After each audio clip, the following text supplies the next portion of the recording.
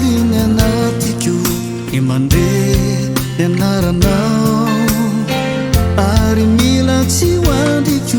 ny fotoana hitako anao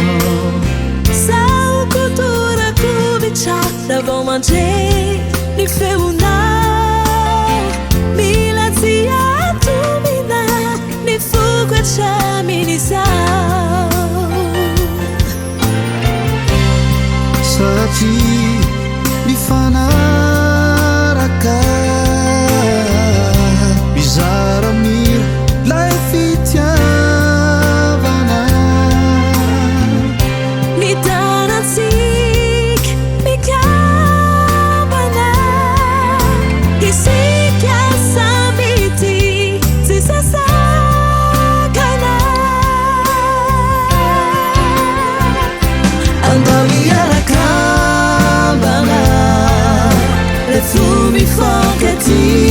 Fefaka hiara-dalana Ifanaky otory Andao hiara-kambana Rehefa mifankaty Fefaka hiara-dalana Izao sy anao Izao sy anao Izao sy anao Natao hiara-dy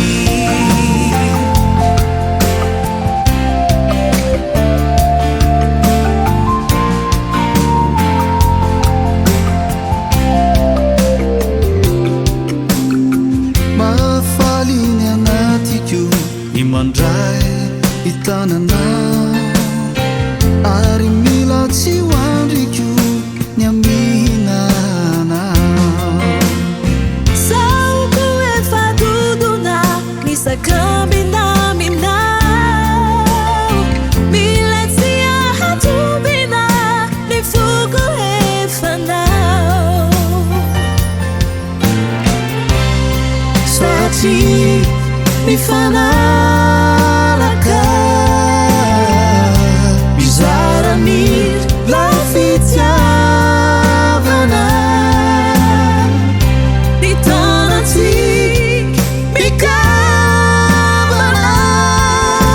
Isika samy ity tsy sasakana Andao hiara-kambana